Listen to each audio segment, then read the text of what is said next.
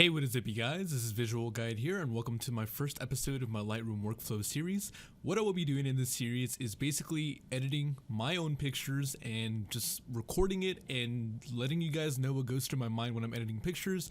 Hopefully this will help you guys become better editors using Lightroom, and I'm also going to be starting other series giving Lightroom tips with photography. So let's get right into it. So this picture was taken in Universal Studios. I already went through the liberty of opening up my develop module in Lightroom. First thing I always like to do when I experiment with my pictures, I'll just try to mess with these different settings. Woo, you see, that's exactly why I do that. That instantly just made my picture look way better. I like that. I'm probably gonna mess with it even a little bit more. Let's see. I think I'm gonna stick with the auto. Let me see. I'll go up to auto. I'm gonna mess with the purples a little bit.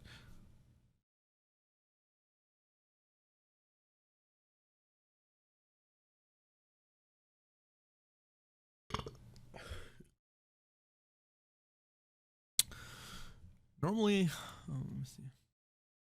Normally what I like to do is I like to really zoom in so you can get kind of a really good idea of what the colors are doing to your scene exactly. Actually isn't even close enough. Let me go in and zoom in even twofold just so I can even see exactly what the tint is going to do. Huh.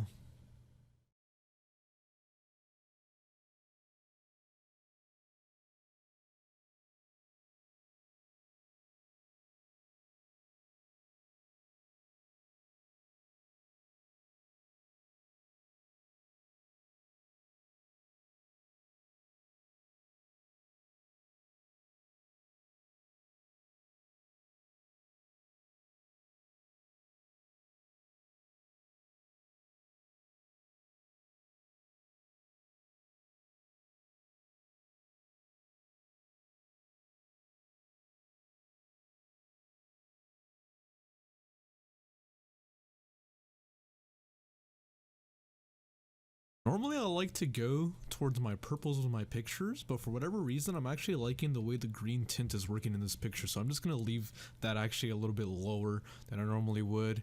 Now exposure, I don't think I need to mess with too much. I actually will brighten it up a little bit just because it brings a little bit more detail. I'm not really worried too much about the overexposed stuff because that'll all be fixed with the rest of these modules and other stuff I can edit.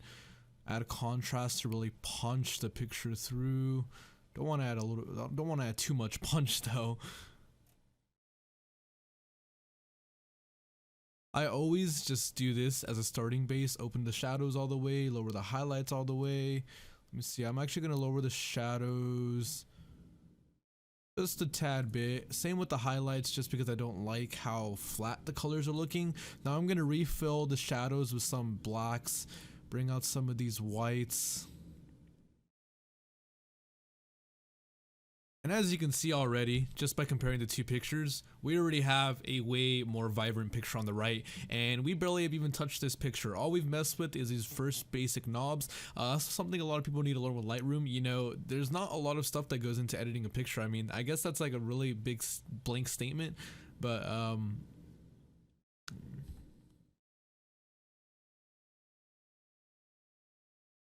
and even just by looking at it, I can already tell there's way more vibrancy. This is the before, here's the after. I can already tell there's a lot more warmth in the picture, and I'm liking it. Don't worry, I'm going to bring back the blue in the sky before and after to it's looking a lot better already. Next thing I want to do is I'm thinking I want to mess with the clarity just a bit. Don't want to make it seem too harsh because what a lot of people will do is they'll just drag the clarity all the way, but if you look, it just creates this like unrealistic like picture. That's not my style. People have different styles. That's what I like about, you know, photography as a whole. You get to see stuff through people's own eyes. I think I'm going to leave this at around 35. That's normally what I aim for in most of my pictures. I'm not sure if I need any more vibrancy, although it does actually look like that plus 20 vibrancy added a lot of color into the picture. Now I want to be careful. I don't want to oversaturate my picture too much because then it's just going to look a little bit off. I'm going to lower this just a bit. Maybe around 12 will be good.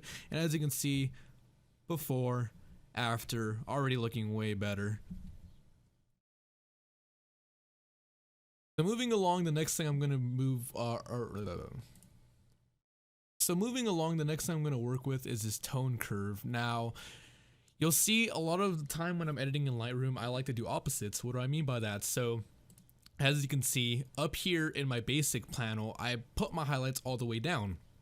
And what this tone curve does is it brings out very specific regions of a certain part of their photo. So in my highlights, since I brought them down, it gave them a flat color, and with this, it would give it an even flatter color if I were to bring this all the way down. As you can see, we get all the detail back in the sky, but it creates this very flat blue color up here, something I don't really like. Normally what I like to do is I actually like to bump the highlights up over here just to kind of give it this nice white glowing effect that we have, and then I like to contrast that by lowering the dart or the lights a bit just to kind of get an idea. And as you can see, it already kind of has a change of the tone. One thing you should also mess with is this medium contrasting down here and this strong contrast. This actually adds a lot of depth to your pictures. As you can see already, bam. The linear, strong contrast. I actually like the way this looks a lot. I'm not too worried about all these harsh shadows out here because with this tone curve, you'll be able to correct all that stuff. So I actually like that these lights were brought down. I don't like how flat it was looking, so I'm going to bring that back out a little bit. Now what I'm going to do is I'm going to try to bring out some of the shadows that I was missing. Don't want to bring back too much of the shadows because I actually like the way the photo is looking. Or what if I bring the shadows down and just bring the darks out? One thing that you'll come to learn about Lightroom is that it's just about a lot of experimenting. You're kind of just trying to see what you like for your picture and what you like in your eye. Now, obviously, this does not appeal to me. It might appeal to other people if you like go all the way down here and you just got this super dark picture. It's all personal preference.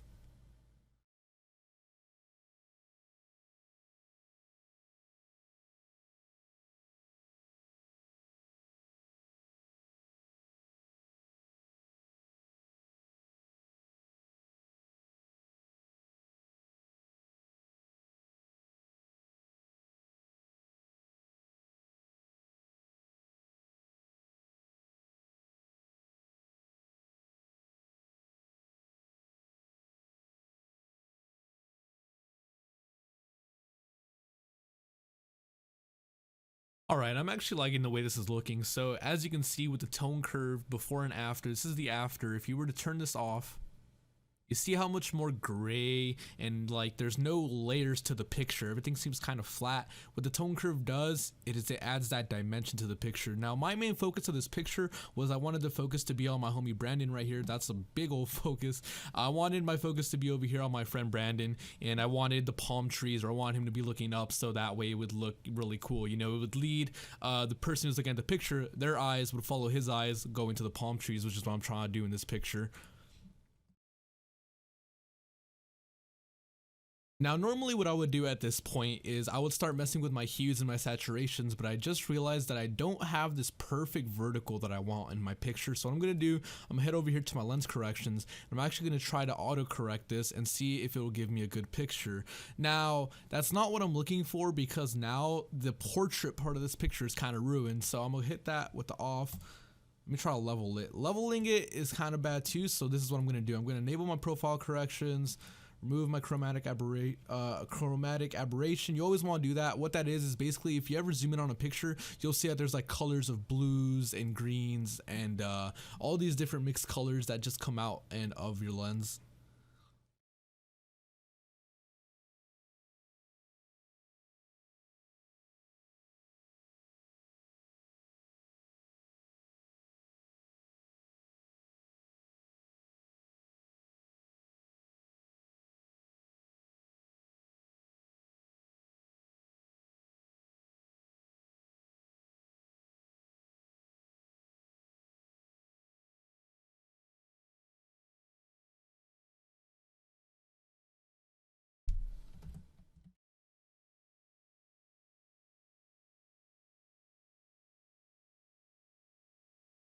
So what I'm going to do, since none of these auto or level options are working, is I'm actually just going to go over here to the rotate part and just do it manually. That's actually the wrong way. So I'm not going to be able to get the perfect vertical that I'm looking for, it looks like, but all I'm going to do to correct that is I'm just going to scale this picture up. Let me scale it out because that's actually too much of a scale. Huh. I'm not sure how I feel about that. I'm actually gonna go back and I guess I'm just gonna leave it crooked. Huh.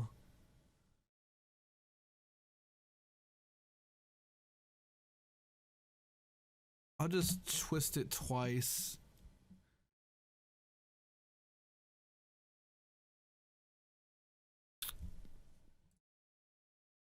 Alright, so heading back up to my hue and saturation and luminous tab, I'm gonna just start messing with all these hues to see what I can get out of this picture.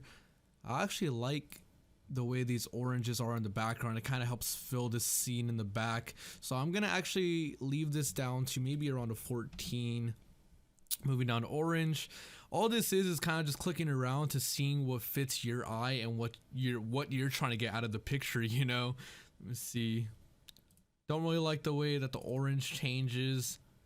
And you don't have to change all your hues. All this is you got to remember it's just to help you, you know, fill in some of the picture. So what I'm doing here to get a better idea. So I'm messing with the yellow hue, right? When it's on 0, it's a basic yellow color. It's not going to change. It's just what your camera reads as yellow. But as you move this hue slider, it corrects it to, you know, a more orange or to a more greenish color, and you can do that with any color that your camera takes. And this is why I shoot raw. You can basically correct for all, you know, color corrections or color mishaps that your camera might read off. I'm actually liking the way that the orange is looking with the yellows because it's kind of creating this really nice warm fuzzy feeling. Now as you can see, just going before and after, we've already come a long way in this picture. We've gone from this boring flat blue rainy day picture to it kind of looks like we're in the middle of like a Christmas parade or a Christmas, you know, themed area, which is pretty cool. So let me see, I'm gonna start messing with these greens and see if it does anything. It does do a lot, and that just looks unnatural over here. When you do, it's a little bit too zoomed in, I apologize. Let me go change this to a 1:1. As you can see, I don't like the way this green looks. I'm gonna reset that, get this tab out of here. I kind of like a more grayed out kind of green for this picture because it kind of helps take away from the background a little bit. So I'm gonna actually gray that out just a bit, maybe just a smidgen, about like 4. Moving to aqua. I don't know if there's any aqua in this picture. Yeah, there's tons because that just changed up there completely. Now, I like to go with my edits and make them trippy, to be honest. I normally go for purple skies, but that doesn't really work in this picture. So I might just go for a pretty bright blue, to be honest. If I move this over, it gets a dark blue. I like that teal color. It might be a little bit too strong, though. I'm definitely going to tone that back.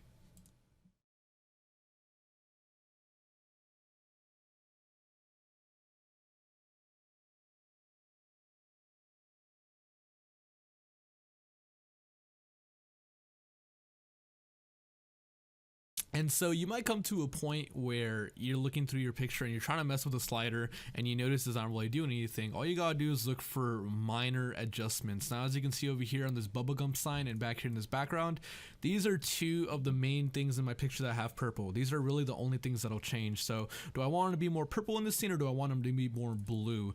In this case, I'm actually gonna try to drag them over to the blue side because I feel like it's gonna help blend some of the colors in the background. So now you got this nice blue over here, you got these nice greens. I just like colorful stuff. Moving over to my saturation, I really want to create this strong sense of, you know, warmth like I've been trying to go for. So I'm gonna bring my oranges up, I'm gonna bring my yellows up. The oranges are actually a little bit too much right now already, so I'm gonna tone that back down. Do I need to bring up any of the reds? I could. I'll just add a little bit of red saturation because I don't want to go too overboard with it.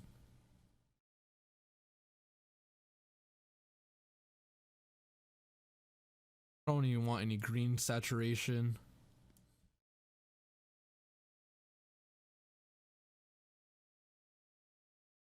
I'm gonna add some aqua. Don't really like the blue. If I desaturate it though, it kind of takes away from the rest of the photos, so you kind of got to keep that.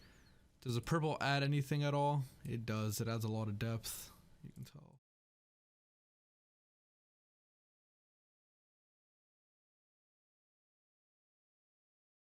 So I just filled in that with a little bit of purple. Magenta, not sure if it's going to do anything. Yeah, it is. Okay, that's actually a pretty strong color in this. I'm going to just try to fill in some of her whiteness whiteness with the magenta normally wouldn't be that strong of a color, but in this case, actually one of my subjects really close to my camera is wearing a magenta sweater, so I'm actually gonna just, you see how it's kind of whited out? All I'm gonna do is I'm gonna try to fill her with some color, just so that way it doesn't look as grayed out, and simple as that. A luminous, let me see, should I bring my oranges up? Yeah, that's definitely what I need. Ooh, that's looking way better. Don't want to go too bright with it or too overboard with it, because then it kind of would just look a little bit unnatural. I'm gonna lower these. I don't want that to be too bright. Do I need the reds to go up at all?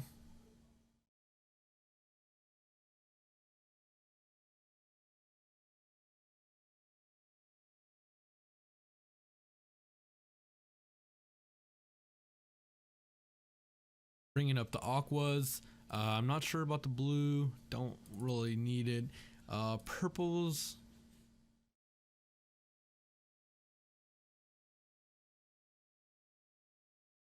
And I think that's it for that tab. So, you know, we did a lot of little basic adjustments in this, you know, all kind of minor or extreme in one way or another. And as you can see, if I were to turn this tab off, it creates a completely different look to the picture. If you look in the middle right here, it's not really, if I zoom out, you guys might be able to see it a little bit better. Let me see, I'm gonna go to a 1:4, or that's kind of wrong. Let me go to a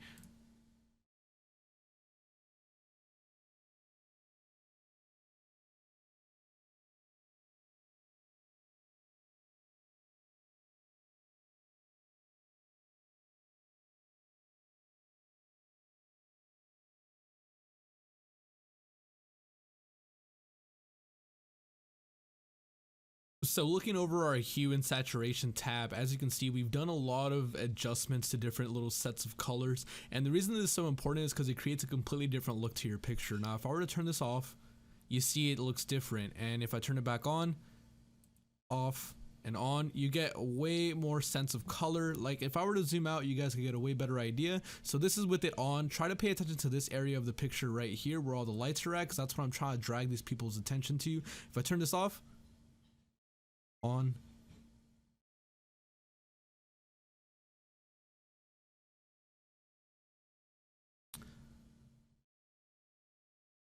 so I'm going to skip over the split toning tab real quick just so I can fill in some sharpening. This is just kind of a general rule I do with all of my pictures actually. I usually just kind of follow the same pattern for the most part on the sharpening. I usually try to go to a subject that I would want to sharpen. I normally will go around 70, 75. This picture is actually looking a little bit grainy, so I'm going to lower that to 70. The detail, I'll usually bring it to like 50, 55.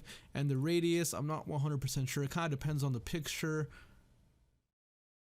I think this one I'm going to keep on around a 2.2. Basically, all the radius does, the higher your radius is, the more of your picture is in focus. So if I were to keep this on a 1 radius, most of your focus or most of your sharpness that you're adding is going to be kind of in like one part of your picture. If you bring this radius all the way up, it stretches all the way to the edges of your picture. That's basically what it does. If you can see, I'll zoom in so you can see the pixels on his face. If I were to reset this to a 1, you can see it kind of, the pixels look way different. Move it all the way up again, he adds way more clarity, way more sharpness because it spreads it out. So I'm going to keep this around a 2.2 just because I like how it's kind of a big scene. I'm going to lower this. I'm actually kind of a little bit OCD about that. And that's actually, I'm going to mask a little bit. So what this will do is it won't sharpen all your pictures. So if you look in this little cube over here, if I go masking 100%, you can see that it kind of grains out a lot of stuff. And what that does is it makes it so your whole picture isn't sharp. So what you need to do is you need to hold the Alt key and you just need to slide this over. And as you can see, while you're holding Alt, it tells you and shows you exactly what's in sharp. What is in white is sharp and what is in black is not going to be sharp. So that looks good to me. And I'm going to close that out. Now I'm going to go back to my split toning and I'm just going to add a little bit, go to a 15. And all I'm going to do is just kind of slide through all these different colors. I actually like the way that was looking around 69. I got to remember that number. You're just kind of sliding around looking for different patterns you like or different colors you like. I don't really like that orange. I'm actually liking the 69 a lot. So let me go there, reset this, add some color back in. I'll just put that to a 12 and let's fill in some shadows.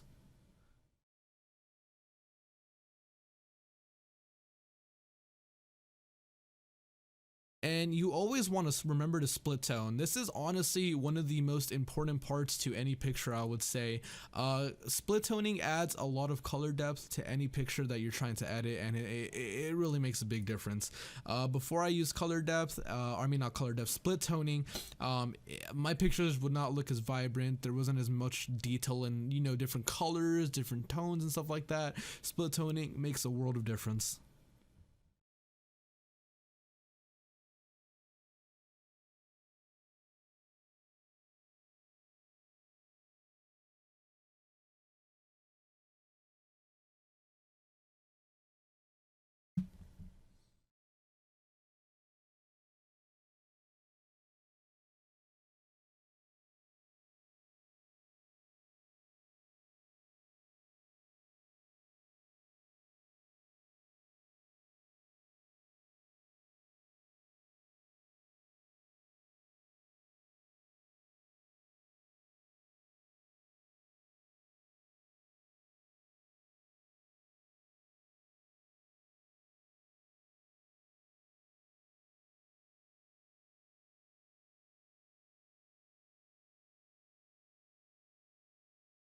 So that's it for that tab. I'm just adding a smidgen of a shadows because I don't really like the way the shadows are looking in this picture. I already got a really nice color going here and the shadows are just messing too much with it.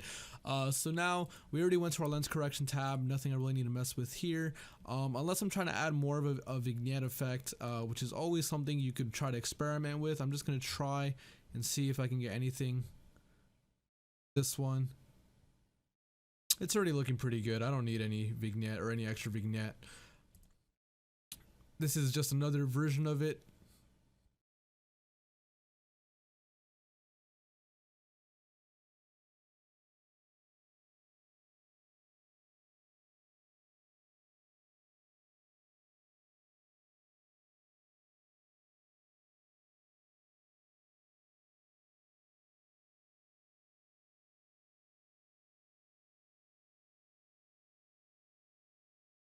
So now I'm going over to the camera calibration tab and I'm just going to mess with the final color scheme for the picture. This is where you really refine everything. You fine tune all your colors and you make sure that the picture is actually up to how you want it to look. So there's already enough saturation in the reds. I don't need to mess with that. You kind of just want to click around like I said and it'll just give you kind of different feels for the picture.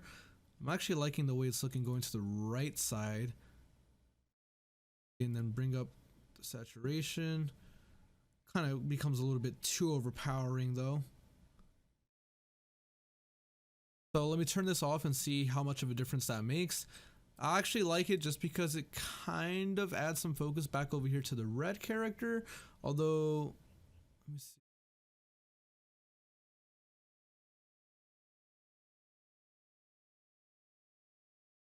I'm gonna lower that to 7. Go.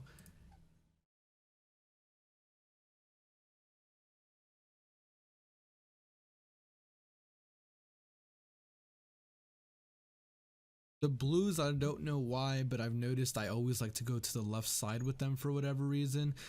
This will just kind of be the final touch of my picture, I want to say.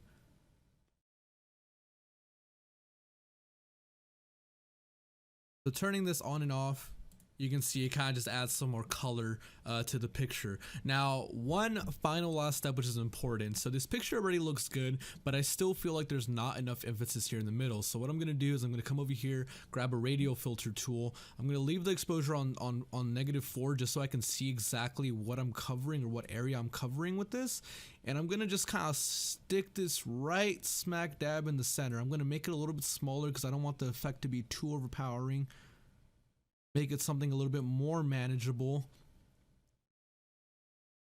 Don't want it to be too much over his face. So now what I'm going to do, I'm going to do that. So I know that that's there. I'm going to play with the tint a little bit to try to make this feel like a little bit more of a warm scene. I actually like the way that looks. I don't want Like I said, I don't want this to look unnatural. One thing you want to remember with like your radio filters and stuff like that is you don't want it to look unnatural. That's what kills a lot of pictures in my opinion. So I'm gonna add just a little bit of contrast in. Let me see if I bring out some of the highlights, if that'll do anything. I'll just bring up the highlights, maybe one, or maybe the exposure one. Nah, too bright. I'm not liking that. So let's bring down the exposure and let's bring up the highlights is what I'm thinking. Don't want the exposure too down though. I'm probably only gonna do like a half.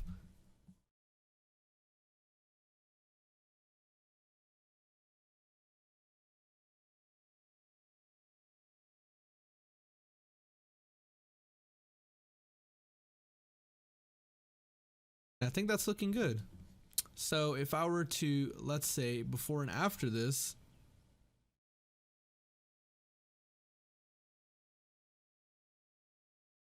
so if I were to delete this, you can see it kind of has more of a blue effect, and now I bring it back, and it kind of just, it helps, at least for what I'm trying to go for in this picture. One more thing I'm probably actually going to add, which I forgot to do, is I'm going to add a little gradient filter up here. Don't want this to actually be too strong. Let me lower this like that, and I'm actually going to bring down the exposure in the sky. And the only reason I want, actually I don't, normally I would, but it actually looks like it's taking away from what I'm trying to do in this picture, to be honest. Bring this up.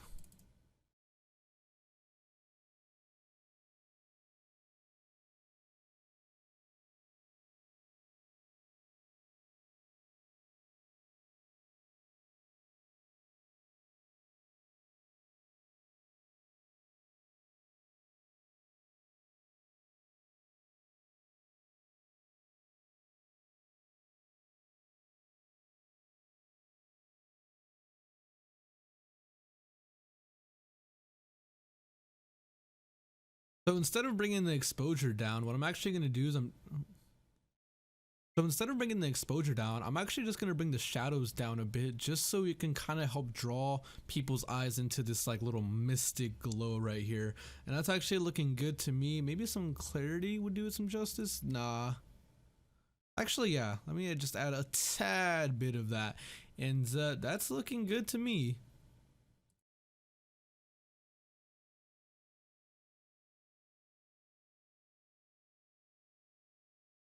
And here is our final product. If you guys want to see a side-by-side of what we started with over here, as you can see, we kind of got this nice regular picture, nothing special about it. And over here we turned it into a beautiful, vibrant, you know, kind of dreamified effect. So hopefully you guys enjoyed the first episode of my Lightroom workflow. If you guys want to see more, be sure to give it a thumbs up. And this has been Visual Guide. Be sure to follow me on Instagram, and I'll catch you guys in the next one. Peace out, you guys.